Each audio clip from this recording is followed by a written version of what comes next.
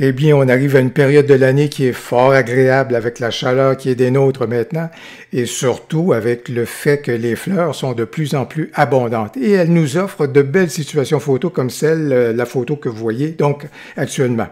Alors, ce qui est intéressant, c'est qu'au niveau de la retouche photo, il y a de belles possibilités. Aujourd'hui, ce que je veux illustrer, c'est le beau potentiel de retouche photo qui nous est offert grâce à des textures. Vous voyez, grâce à des textures, on est capable de passer d'une photo comme celle-ci à une photo comme celle-ci. Et c'est également le plaisir de travailler nos textures et nos photos à l'intérieur de On1 Photora. Alors, c'est ce que je vous présente aujourd'hui. Si c'est la première fois que vous visionnez une de mes vidéos, bonjour, mon nom est Louis Lavoie, je suis l'auteur du blog et de la chaîne fairedelabelephoto.com. C'est une chaîne qui s'applique à partager avec vous des trucs, des conseils, des astuces de même que des découvertes afin que vous puissiez progresser dans le domaine de la photo. Si vous aimez des vidéos comme celle-ci, n'hésitez donc pas à cliquer sur j'aime, n'hésitez surtout pas à vous abonner. Je vois que vous vous intéressez à la retouche photo et à On1 Photora, ben ça tombe bien, j'ai justement plusieurs vidéos sur le sujet. Voilà quelques années, j'avais fait des photos de fleurs et dans mon traitement et dans ma retouche, j'avais donc amené ces fleurs-là sur un fond noir très accentué comme vous pouvez le constater. Alors c'était assez, je vous dirais, c'était assez radical comme retouche. C'était sans équivoque, un éclat de fleurs, un éclat de couleur sur fond noir. Alors vraiment, on n'était pas beaucoup dans la nuance. J'avais ça à l'esprit quand je me suis dit, ben, je vais reprendre des travaux, je vais aller retourner faire des photos de fleurs. Et aujourd'hui, ce que je veux faire, c'est de la retouche qui est beaucoup plus en nuance, beaucoup plus dans le domaine de la rêverie et surtout mettre à contribution les beaux outils qu'on retrouve à l'intérieur de On1 Photora et plus particulièrement les retouches à ce moment-là pour amener un rendu beaucoup plus intéressant. J'ai apporté quelques retouches initiales, comme vous pouvez voir juste ici, dans développer dans On1 Photora. Et là, je vais me tourner vers certains des outils qu'on retrouve donc dans On1, justement pour peaufiner donc la photo. Alors, initialement, c'est un grand classique, je vous dirais. Et lorsqu'on trouve nos aises avec un logiciel, on revient des fois sur toujours à l'intérieur de certaines certaines séquences, je vous dirais. Alors, un grand classique pour moi, c'est toujours initialement, je vous dirais, d'appliquer le contraste dynamique, juste pour vous montrer. Vous êtes probablement en mesure de voir comment, vous voyez juste avec le contraste, comment, ça donne un petit pop à l'ensemble donc de la photo et c'est donc intéressant et habituellement j'en reste à peu près à ce que le logiciel a pu faire. D'autant plus qu'on s'en va vers des éléments où est-ce que je veux moins de précision dans le feuillage qui est autour, mais j'aime bien ce que ça a apporté donc à la fleur. Deuxième élément, je vous dirais que je vais aller regarder quelque chose du côté de lueur et c'est un pré-réglage que j'aime bien qui a un effet vraiment super intéressant à mon avis qui va dans le sens de ce que je recherche. Alors juste ici au niveau de lueur, autant on pourrait aller chercher quelque chose au niveau de l'effet orthompe et des éléments comme ça, mais ce que j'aime bien juste ici, c'est juste ici Dark Glow. Et au bout du compte, si vous remarquez ce que ça fait du Dark Glow, c'est dans le fond, ça assombrit toutes les zones d'ombre. Alors, ça prend les ombres et c'est les assombrit. Et tout ce qui est dans les hautes lumières, ben, ça augmente les hautes lumières. Alors, c'est comme ça qu'on parvient à obtenir l'effet. Je vous dirais, si jamais dans votre logiciel, vous n'avez pas nécessairement la possibilité, ou que vous n'êtes pas dans On1 et que vous n'avez pas accès à ce pré-réglage-là, une façon que vous pourriez le faire, je vais juste ajouter un filtre ici, puis je vais me tourner vers la courbe de tonalité que vous connaissez.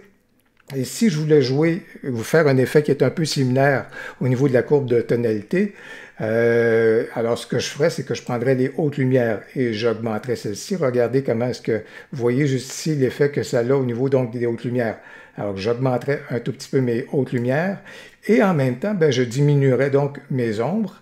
Et pas spécifiquement juste ici dans cette portion-là, ce serait beaucoup plus le contraste, mais c'est beaucoup plus d'appliquer quelque chose qui assombrit un peu la zone d'ombre, comme vous pouvez le constater. Alors, vous voyez qu'ici, avec la courbe de tonalité, j'ai également réussi à obtenir un effet qui s'apparente donc à Dark Glow.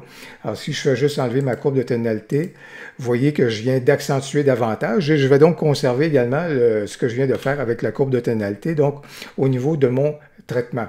Alors, si je regarde tout ça ici, j'ai donc des noirs plus prononcés qui sont là. Par contre, je ne brûle pas donc de blanc, ce qui est tout à fait, à ce moment-là, tout à fait correct. Quatrième outil que je vais faire intervenir. Alors jusqu'à maintenant, on est parti de cette photo-ci et on est rendu là déjà. Vous voyez, ça se passe assez rapidement, puis on a déjà un rendu qui est très intéressant à mon avis. Et là, on s'en va dans le domaine merveilleux, dans le monde merveilleux des textures. Et vous allez voir que les textures ont un impact assez significatif donc sur notre photo. Les textures et les fleurs, ça apporte de la magie. Selon le choix des textures qu'on va faire, ça vient faire éclater les couleurs, ça assombrit d'autres couleurs, ça fait ressortir des éléments, ça en masque d'autres. C'est vraiment magique de se tourner vers les textures. C'est un peu comme les LUTs, je vous dirais. C'est toujours un peu, des fois, une surprise. Et à un moment donné, on se familiarise avec nos textures et on sait qu'avec celle-ci, on obtient tel effet. Avec une autre, on obtient un autre effet.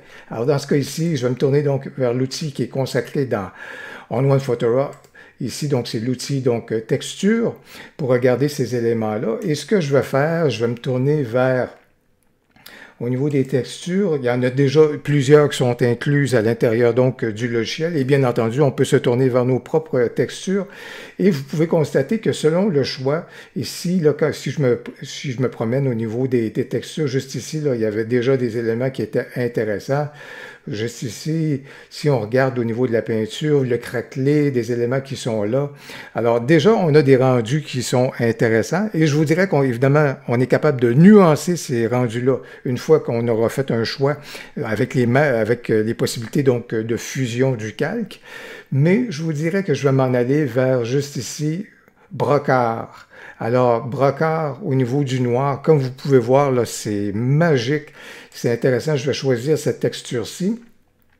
Et dans ce cas ici, présentement, le rendu est en mode donc normal. Ça, c'est le mode de fusion, comme on peut le voir. Et vous voyez ce que ça l'a apporté, là. C'est intéressant, ça l'a assombri certains éléments. Et je vous dirais là-dessus, quand je regarde ici au niveau des modes, je peux aller vers subtil. Vous voyez déjà, c'est un résultat, je m'en vais vers ce résultat-là, plus léger, plus sombre, ou encore à remplacer. Ici, si on remplaçait, à ce moment-là, la texture prendrait complètement le dessus sur notre photo.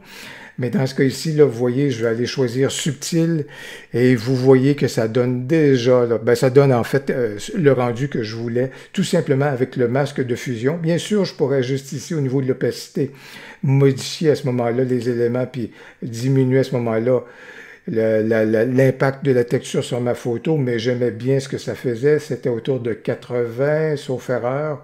Donc, je vais peut-être revenir justement dans ces eaux-là. Donc, voilà donc au niveau de la texture, si j'enlève celle-ci, vous voyez ce qu'était ma photo et avec la texture, et comme je dis, c'est brocart noir, mais il y a plusieurs autres textures qui pourraient convenir, mais dans ce cas-ci, j'aime bien ce que ça pouvait faire.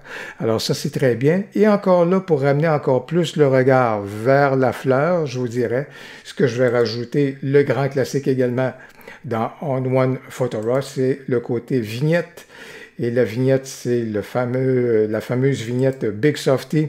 Et vous voyez l'impact que ça donne. C'est vraiment magnifique. Alors, vous voyez qu'à l'intérieur, et grâce à quelques outils, tout simplement, contraste, lueur, le choix du dark glow, courbe pour accentuer un peu mon dark glow ou encore pour réaliser ce dark glow-là, si vous voulez vous tourner vers la courbe de tonalité au complet pour réaliser l'effet. C'est possible. Texture et vignette. Vous voyez qu'on est parti de cette photo-ci et au bout du compte, on s'est rendu vers celle-ci. Eh bien, voilà donc pour illustrer le beau potentiel que nous offrent les textures lorsqu'on veut retoucher donc nos photos de fleurs. J'espère que vous avez trouvé la vidéo inspirante pour vous et si vous souhaitez d'autres tutoriels dans la même veine, n'hésitez pas à m'en faire part dans les commentaires. J'espère que vous avez aimé donc la vidéo. Si c'est le cas, n'hésitez donc pas à cliquer sur j'aime et surtout n'hésitez pas à commenter. J'ai bien hâte de vous lire. Au plaisir, à la prochaine.